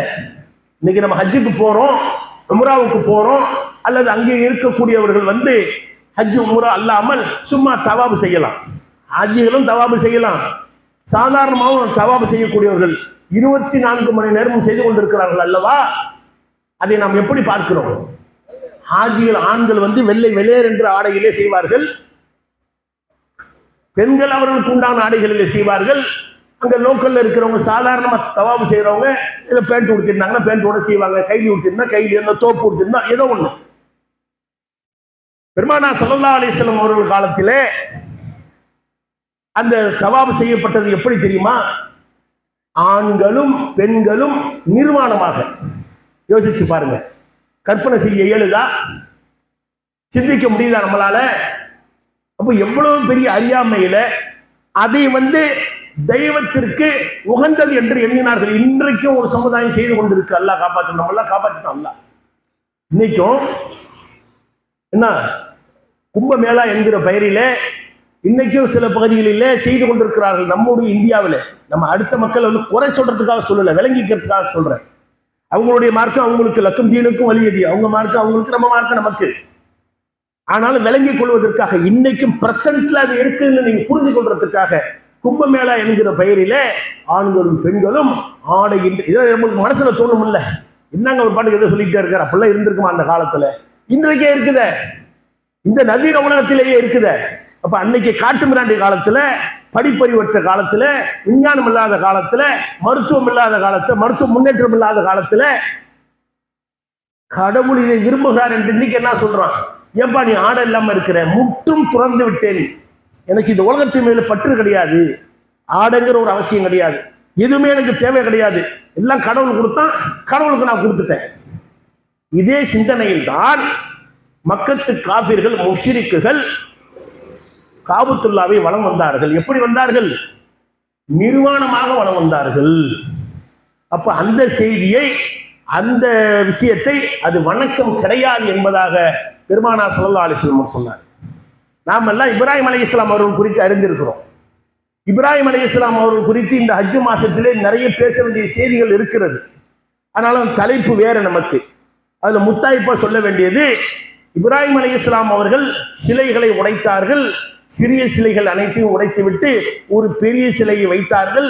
அந்த சிலையின் கழுத்திலே அந்த கோடாரியை மாட்டினார்கள். செய்தியெல்லாம் பார்க்கிறோம்ல. இணை வைப்புக்கு எதிராக இப்ராஹிம் அலைஹிஸ்ஸலாம் அவர்கள் மேற்கொண்ட முயற்சி போன்று அவர்கள் மேற்கொண்ட அந்த அந்த என்ன சொல்லுவாங்க மெத்தட் இருக்குல்ல, மக்கள்கிட்ட எடுத்து சொல்ற விதம், வேறு எந்த இறை தூதரும் செய்யாத விஷயத்தில் எல்லாம் அவர்கள் செய்தார்கள். அதனால தான் அல்லாஹ் வந்து இப்ராஹிம் அலைஹிஸ்ஸலாம் அவர்களை வத்தகதல்லாக இப்ராஹிம ஹலீலா என்றான். இப்ராஹிமை அல்லாஹ் வந்து தன்னுடைய தோழராக, நண்பராக தேர்வு செய்து கொண்டான், எடுத்துக்கொண்டான் என்பதாக.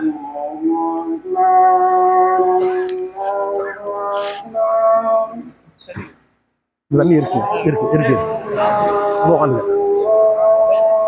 வேணாம், ரொம்ப வேர்க்குது.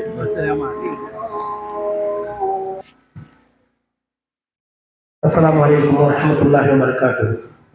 கண்ணியத்திற்குரிய எல்லாம் வல்ல அல்லாஹ்வின் நல்லடியார்களே, இப்ராஹிம் அலைஹிஸ்ஸலாம் அவர்கள் குறித்து நிறைய செய்திகளை நம்ம அறிந்திருக்கிறோம்.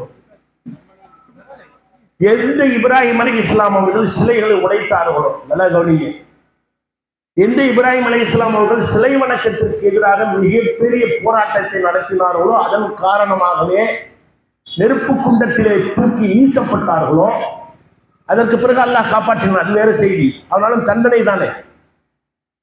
அப்படிப்பட்ட அந்த இப்ராஹிம் அலைஹிஸ்ஸலாம் அவர்களுடைய சிலை, அவர்களுடைய உருவத்தையும் சிலையாக செய்து காபத்துல்லாஹ்ல வைத்திருந்தார். பெருமானார் ஸல்லல்லாஹு அலைஹி வஸல்லம் அவர்கள் மக்கா வெற்றியின் போது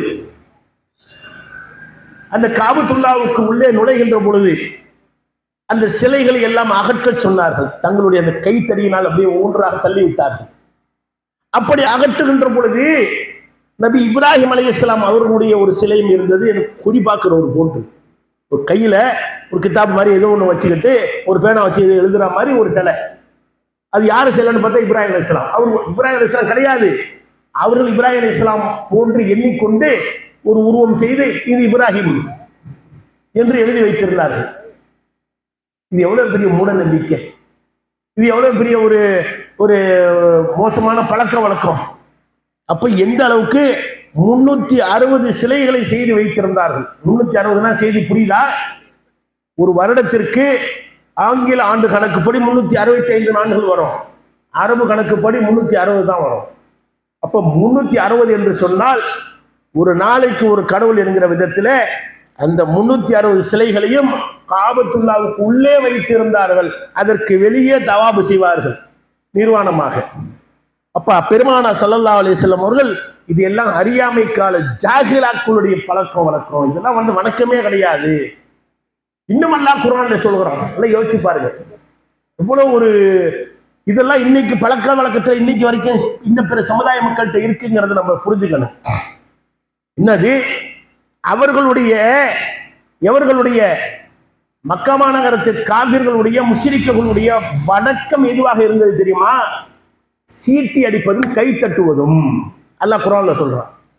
அல்லாஹ் குர்ஆன்ல சொல்றாங்க வணக்கமா எது? கை தட்டுவதும் சீட்டி அடிப்பதும். இதுதான் வணக்கம். நாமளே எப்படி வழங்கிக்கிட்டு இருக்கோம்? ஒது செய்யறோம், பள்ளிக்கு போறோம், ஒது செய்யறோம், தக்பீர் கட்டுறோம், ஓத வேண்டிய விஷயங்களை ஓதுறோம், ருக்கு செய்யறோம், சுஜூது செய்யறோம், அத்தஹியாத்து செய்யறோம், சலாம் சொல்றோம். இது வணக்கம். அன்றைய மக்களுடைய வணக்கம் எப்படி இருந்துச்சுன்னு அல்லாஹ் குர்ஆன்ல சொல்றான். சீட்டி அடிப்பதும் கை தட்டுவதும் தான் வணக்கமே. எவ்வளவு பெரிய முட்டாளா இருந்திருக்கிறான் பாருங்க. இதை கை தட்டுனா கடவுள் விரும்புவதுன்னு நான் இருக்கிறான். சீட்டி அடிச்சா கடவுள் விரும்புவது. இன்னைக்கு அதை செஞ்சுக்கிட்டு இருக்கிறாங்க சில சமுதாய மக்கள். அதை பார்த்துட்டு நம்மாலு இனாயத்துல்லா வலியுல்லாக்கா ஊர்வலம் போகுதுன்னு வைங்க, நம்மளால சீட்டி அடிக்கிறான், கை தட்டுறோம். என்ன நடக்குதா இல்லையா? உங்க ஊர்ல உள்ள அவுலியா பேர் இனாயத்துல்லான்னு தான் நினைக்கிறேன், வேற ஏதோ ஒரு பேரா கூட இருக்கலாம். நம்ம சமுதாய மக்கள் என்ன செய்கிறார்கள்? அந்த உருஸ் என்கிற பெயரிலே, அந்த சந்தனக்கூடு என்கிற பெயரிலே ஏதோ ஒன்று சென்று கொண்டிருக்கும். அதன் பின்னால கையில் எந்த அளவுக்கு உயர்த்தி பிடிக்க முடியுமோ அந்த அளவுக்கு உயர்த்தி பிடித்து விசில் அடிச்சுக்கிட்டு கை தட்டிக்கிட்டு போறாங்களா இல்லையா? இது அறியாமை காலத்து பழக்க வழக்கம் இன்னும் இருக்குதா இல்லையா? 1450 ஆண்டுகளுக்கு மேலாக பெருமானார் ஸல்லல்லாஹு அலைஹி வஸல்லம் அவர்கள் இந்த ஒரு செய்தியை நமக்கு சொல்லிட்டு போய் இவ்வளவு ஆண்டுகள் ஆகிவிட்டது. இன்னைக்கு இந்த சமுதாயம் மாறலையே. உலமாக்கள் இதை ஆதரிக்கிறார்களே. நாங்களா அவங்கள கைதியை தூக்கிட்டு போக சொன்னோம், நாங்களா விசில் அடிக்க சொன்னோம், நாங்களா கை தட்ட சொன்னோம் சொல்றீங்கல்ல. இன்னென்ன காரியங்களை செய்தால் பள்ளியில் தொழுவதற்கு அனுமதி இல்லை என்று பள்ளிவாசலில் எழுதி போட தெரிகிறது. நெஞ்சில் கை கட்டுனா பள்ளிவாசல் அனுமதி இல்லை, வரலாற்றுனா அனுமதி இல்லை, தொப்பி போடாம வந்தா அனுமதி இல்லை. இது எழுதி பாருங்களேன். ஊர்வசுக்கு பின்னாடி கையில தூக்கி கட்டிக்கிட்டு போனா அனுமதி இல்லை, எழுதி போடுங்க பார்ப்போம். உங்களை தலைவர் பதவியிலிருந்து தூக்கிடுவாங்க, உங்களை முத்தவல்லியிலிருந்து காலி பண்ணிடுவாங்க. அப்ப இதுவெல்லாம் இன்று அளவும் கூட உங்களை இன்சல்ட் பண்றதுக்காக, அவமானப்படுத்துறதுக்காக சொல்லல. தயவு செய்து சிந்தித்து பாருங்கள். இதைத்தான் பெருமானார் ஸல்லல்லாஹு அலைஹி வஸல்லம் சொன்னார்கள், என்னுடைய 2 கால்களுக்கு அடியில போட்டு மிதிக்கிறேன். இதுல என்னப்பா, இதெல்லாம் ஒரு வணக்கமா? இது எவ்வளவு பெரிய கேவலமான வணக்கம்.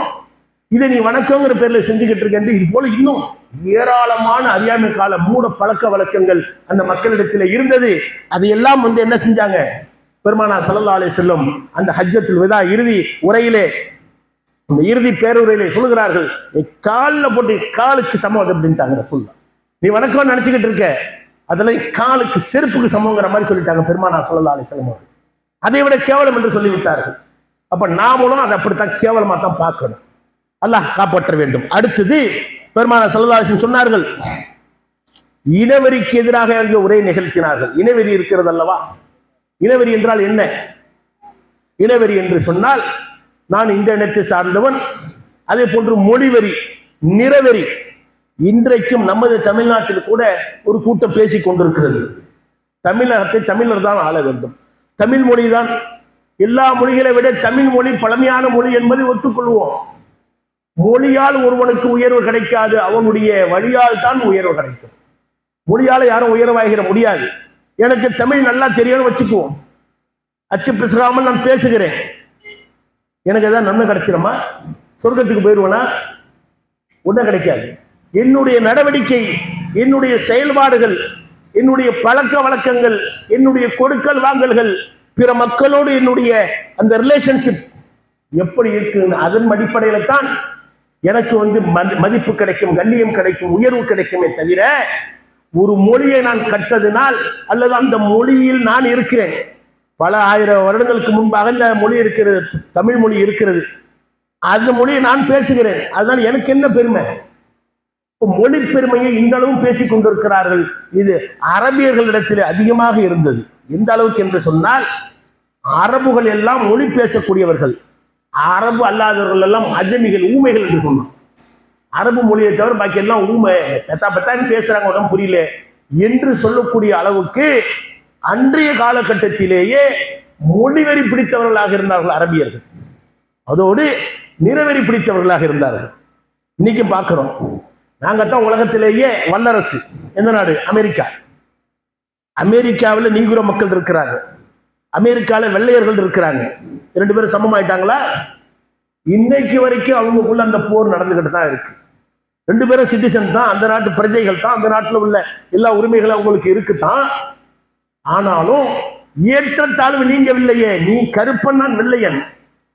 இப்ப பெருமானார் ஸல்லல்லாஹு அலைஹி வஸல்லம் அவர்கள் 1450 ஆண்டுகளுக்கு முன்பாக அந்த உரையிலே சொல்கிறார்கள், மக்களே அறிந்து கொண்டுங்கள், உங்கள் இறைவன் ஒருவன் தான். நல்லா சொல்றாங்க பாருங்க. அந்த இனவெறி, அந்த மொழிவெறி, அந்த நிறவெறி அனைத்துக்கும் முற்றுப்புள்ளி வைக்கிறாங்க. இது ஏற்கனவே அல்லாஹ் குர்ஆன்ல சொன்ன செய்தி தான், சுருக்கமா சொல்றாங்க. எப்படி சொல்றாங்க? உங்கள் இறைவன் ஒருவன் தான், உங்களுடைய தந்தை ஆதம் அவரும் ஒருவர் தான். நீ எந்த நாட்டில் பிறந்துக்க, எந்த மாகாணத்தில் நீ இரு, எந்த மொழி பேசிக்க, எவனா இருந்தாலும் ஆதமுடைய பிள்ளை தான். எந்த மதத்துல, எந்த மொழியில, எங்க எங்க என்ன கலாச்சாரத்தை பின்பற்றவனா இருந்தாலும் ஒரு தாய் தந்தைக்கு, ஒரு தந்தைக்கு பிறந்த ஆள் தான், நீ மறந்துடாது என்று சொல்லிவிட்டு சொல்லுகிறார்கள், ஒரு அரபிக்கு அரபி அல்லாதவனை விட எந்த உயர்வும் கிடையாது, அரபி அல்லாதவனுக்கு அரபியோட எந்த உயர்வும் கிடையாது, ஒரு வெள்ளையனுக்கு ஒரு கருப்பனை விட எந்த உயர்வும் கிடையாது, ஒரு கருப்பனுக்கு வெள்ளையனோட எந்த உயர்வும் கிடையாது என்று சொல்லிவிட்டு இறுதியாக சொல்கிறார்கள், இறையச்சத்தை தவிர அவன் எந்த அளவுக்கு அல்லாஹ்வை அஞ்சி நடக்கிறான், அல்லாஹ்வை பயந்து நடக்கிறான், சட்ட திட்டங்களை ஏற்று நடக்கிறான், சொர்க்கத்தை நம்பி நடக்கிறான், நரகத்திற்கு பயந்து நடக்கிறான், இந்த இறையச்சத்தோடு நடக்கக்கூடிய அதைத்தான் அல்லாஹ் பார்க்கிறான் என்பதாக பெருமானார் ஸல்லல்லாஹு அலைஹி வஸல்லம் அவர்கள் அவர்களுடைய அந்த இறுதி ஹஜ்ஜிலே சொல்லி காட்டுகிறார்கள். என்று சொன்னால் இதை விட சீர்திருத்தம் உலகத்தில் வேறு எதுவும் இருக்க இயலாது. இதையெல்லாம் அந்த காலகட்டத்தில் சொல்வதே பெரிய விஷயங்க.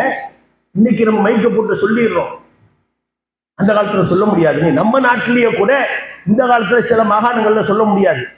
இந்த பயானை நம்பி உத்தரப்பிரதேசத்துல பேசிட முடியுமா? பீகார்ல போய் இன்னைக்கு உள்ள நிலைமையில பேச முடியுமா? மத்திய பிரதேசத்துல பேச முடியுமா? முடியாது.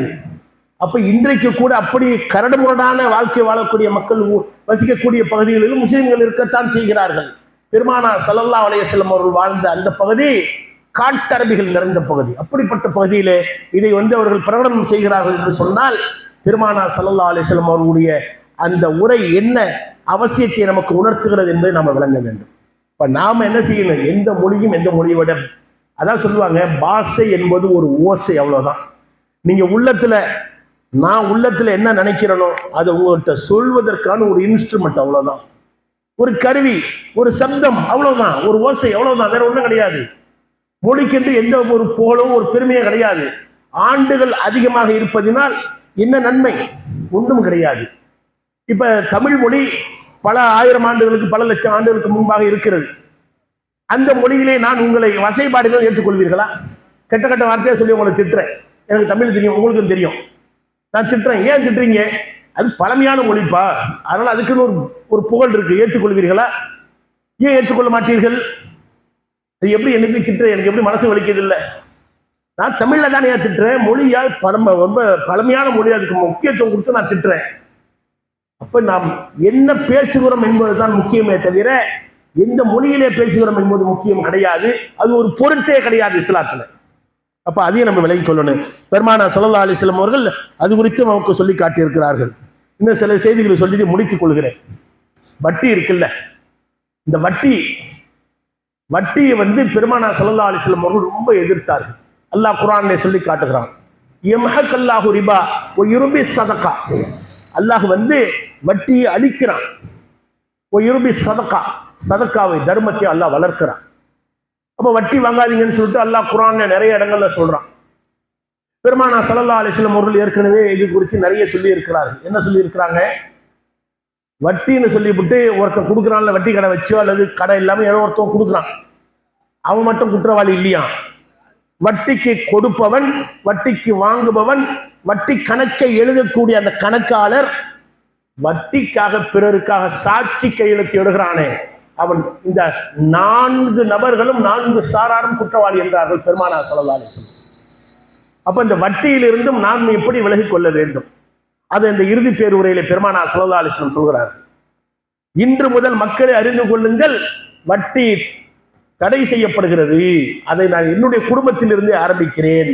என்னுடைய பெரிய தந்தை அப்பாஸ் ரலியல்லாஹு அவர்கள் வட்டி வியாபாரம் செய்யக்கூடியவராக இருக்கிறார். அவரிடத்தில் யாரெல்லாம் வாங்கினீர்களோ அந்த கடனுடைய அசல் தொகையை மாத்திரம் கொடுங்கள். வட்டியை இன்று முதல் நான் என்ன செய்கிறேன்? தடை செய்கிறேன் என்பதாக பெருமானார் ஸல்லல்லாஹு அலைஹி வஸல்லம் சொன்னார்களே. இதுல இருந்து நம்ம இஸ்லாமிய சமுதாயம் விலகிருச்சா? வீடு கட்டுறதுக்கு வட்டி, லோனு, பைக் வாங்குறதுக்கு லோனு, இப்பெல்லாம் செல்போன் வாங்குறதுக்கு லோனு. செல்போன் வாங்குறதுக்கு எல்லா கடையிலையும் இஎம்ஐ வசதியை வச்சுட்டான். வெறும் 100 ரூபா 200 ரூபா 500 ரூபா கொண்டு வாங்க, தூக்கிட்டு போங்க, 50,000 ரூபாய் செல்போன் எடுத்துக்கிட்டு போங்க. இந்தா இல்லையா? நடக்குதா இல்லையா? அது போல வீட்டு உபயோக பொருட்கள், விரலுக்கு தகுந்த வீக்கத்தை நீங்க செஞ்சு கொள்ளுங்க. உங்களுக்கு என்ன வசதி இருக்கு? ஃப்ரிட்ஜ் வாங்குற வசதி இல்லையா? வாங்காதீங்க, அவசியம் இல்லை. ஏசி வாங்குற வசதி இல்லையா? வாங்காதீங்க. என்ன சிரமமோ அதோடு சேர்த்து இன்னும் சிரமத்தை நீங்க அனுபவித்துக் கொள்ளுங்கள், பிரச்சனை இல்லை. நான் வட்டிக்கு வாங்கியாவது, லோனுக்கு வாங்கியாவது, தவணை முறையில் வாங்கியாவது நான் ஏசியை வச்சு சொகுசா இருப்பேன்னு சொன்னா, அல்லாஹ் எப்படிப்பட்ட வார்த்தையை பயன்படுத்துகிறான் அருள்மறை அல் குர்ஆனிலே தெரியுமா? யார் இந்த வட்டியை வாங்குவதை, அதாவது அந்த வட்டி சம்பந்தப்பட்ட அந்த இதில் ஈடுபடுவதை விட்டுவிடவில்லையோ அவர்கள் அல்லாஹுடனும் அல்லாஹ்வுடைய தூதருடனும் போர் பிரகடனத்தை அவர்களுக்கு நான் அறிவிக்கிறேன். அல்லாஹ்கிட்டையும் அல்லாஹ்வுடைய தூதர்கிட்டையும் போருக்கு வான்னு சொல்றான். அப்ப எவ்வளவு பெரிய விஷயம்! இஸ்லாமிய சமுதாயம் விலகிருச்சா? அதுல இருந்து விலகி வந்துருச்சா? அது குறித்து விளங்கிருச்சா? அப்ப பெருமானார் ஸல்லல்லாஹு அலைஹி வஸல்லம் அவர்கள் தங்களுடைய இறுதி ஹஜ்ஜில் அது குறித்து சொல்கிறார்கள். என்னுடைய பெரிய தந்தை அப்பாஸ் அவர் ஒரு பெரிய வட்டி முசல்லியா இருக்கிறாரு, அவருக்கு கொடுக்க வேண்டிய யாரும் கொடுக்காதீங்க, வட்டியை கொடுக்காதீங்க, அசல் மட்டும் கொடுங்கிறாங்க. இப்போது தடை செய்கிறேன் என்கிறார்கள். அப்ப அது போன்று நிறைய செய்திகளை அந்த நேரத்தில் நமக்கு பெருமானார் ஸல்லல்லாஹு அலைஹி வஸல்லம் சொல்கிறார்கள். ஒரே ஒரு செய்தி, ரொம்ப கவனமா கேளுங்க. ரொம்ப ரொம்ப ரொம்ப ரொம்ப இம்பார்ட்டன்டான, எல்லாமே இம்பார்ட்டன்ட் தான் சொன்னது, முக்கியம்தான். இது நாம எல்லாம் ரொம்ப அலட்சியமாக எப்போதும் எண்ணக்கூடியது. அதாவது பெருமானார் ஸல்லல்லாஹு அலைஹி வஸல்லம் சொல்றாங்க, இந்த ஊரிலே, எந்த ஊரிலே, அப்ப சஹாபாக்கள்லாம் உட்கார்ந்து இருக்கிறாங்க, லட்சோப மக்கள் அந்த அரஃபா பெருவெளியில் இருக்கிறாங்கல்ல, அங்க நின்று பேசுறாங்க. அது உலக அழிவு நாள் வரையிலும் வரக்கூடிய மக்களுக்கு உபதேசமாக, எச்சரிக்கையாக அமையப்பெற்ற ஒரு செய்தி. அது என்ன செய்தி? இன்றைய தினம் ஷைத்தான் அவனை நீங்கள் வணங்குவீர்கள் என்பதிலே நம்பிக்கை இழந்து விட்டான். நீங்க ஷைத்தான்லாம் வணங்க மாட்டீங்க, நீங்க இணை வைக்க மாட்டீங்க, இந்த எல்லாம் பியூரா மாறிட்டீங்க. இந்த இறைவேதத்தின் படி, இந்த குர்ஆன் படி நீங்க என்ன செஞ்சிட்டீங்க? ஷிர்க்ல இருந்து வந்துட்டீங்க. அதனால ஷைத்தான் நிராசையாகி விட்டான். நீங்க அல்லாஹ்வுக்கு இணை வைக்கிறப்ப அவனுக்கு சந்தோஷமா இருந்துச்சு, அவன் நம்பிக்கையா இருந்தான், உங்களை வழிகெடுப்போம் அல்லாஹ்ட்ட சவால் விட்டு வந்தான்ல. இப்ப அவன் உங்க விஷயத்துல நம்பிக்கை இழந்துட்டான்.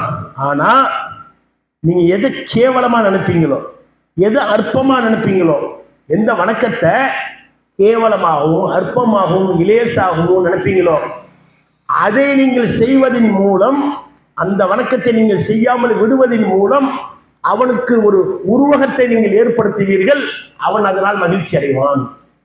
செய்தி புரியுற மாதிரி சொல்றேன். இது அப்படியே ஹதீஸை நேரடியா சொல்லிட்டேன். பெருமானா ஸல்லல்லாஹு அலைஹி வஸல்லம் சொல்றாங்க, நீங்க பெரும் பாவமெல்லாம் செஞ்சு சைத்தானுக்கு உதவி செய்ய மாட்டீங்க.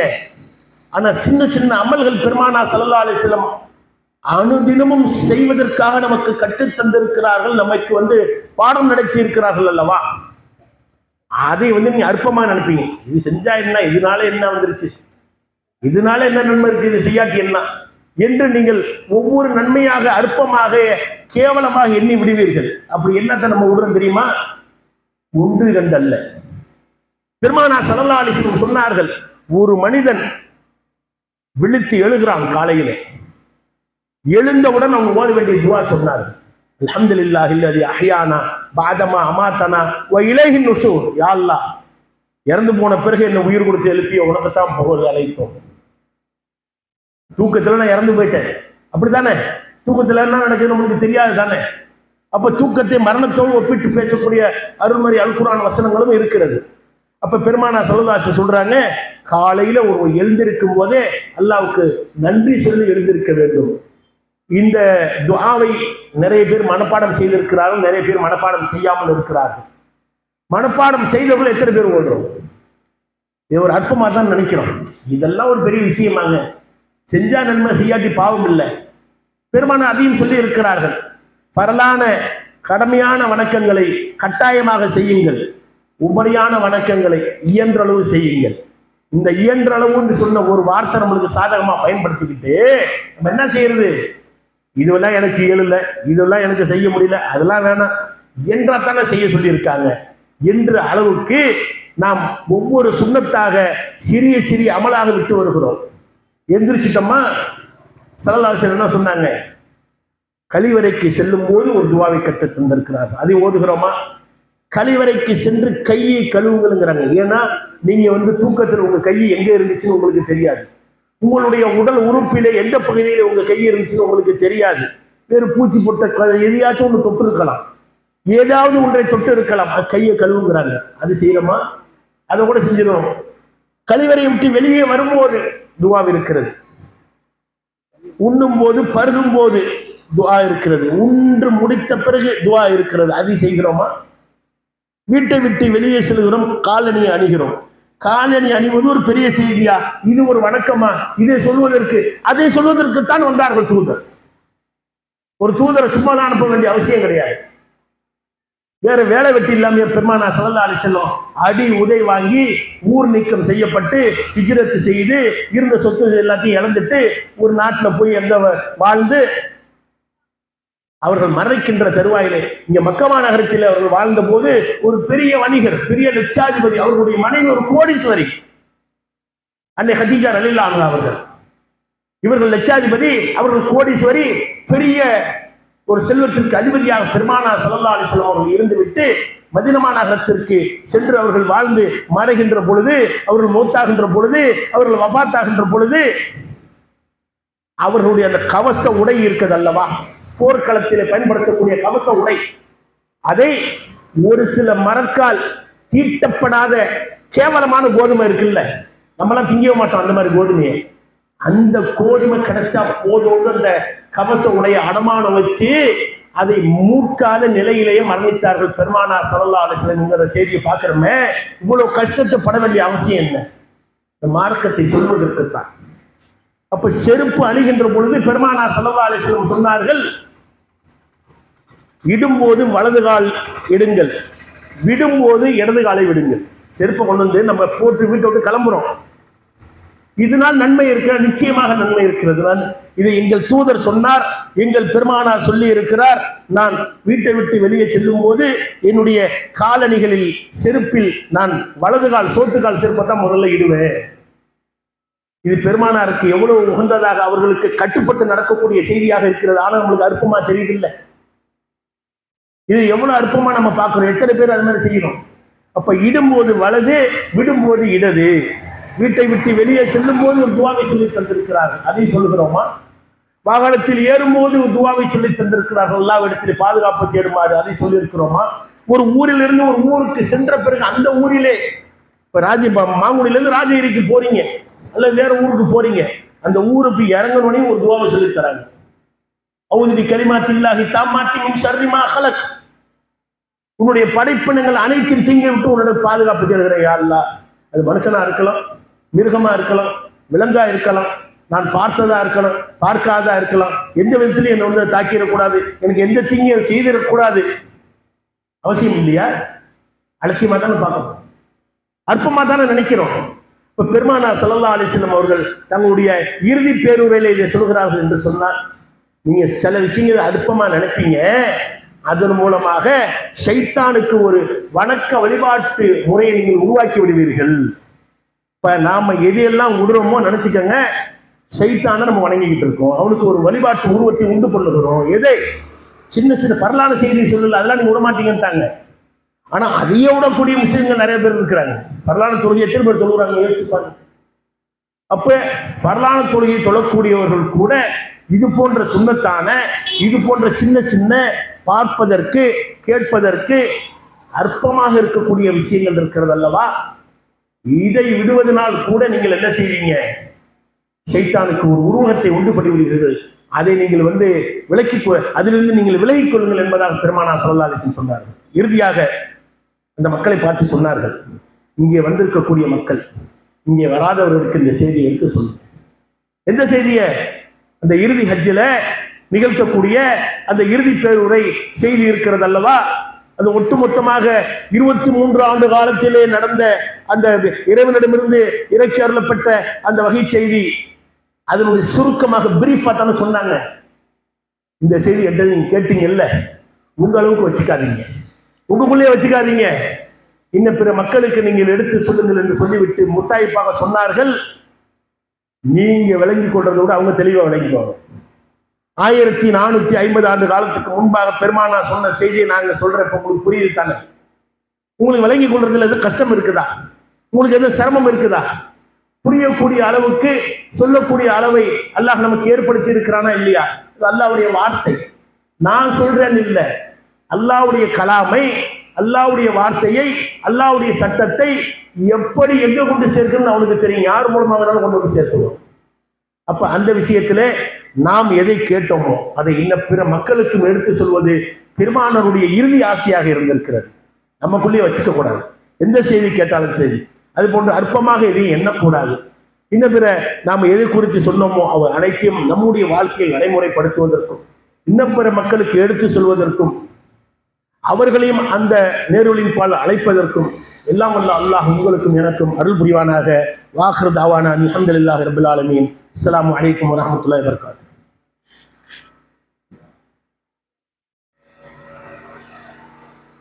அங்க வந்துடுறேன்.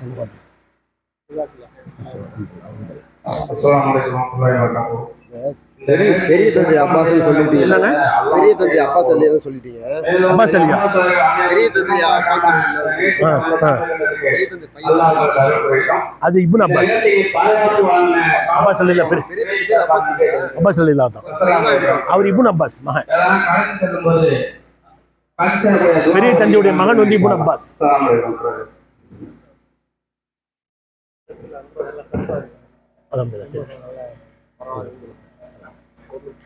டீ இருக்குங்களா?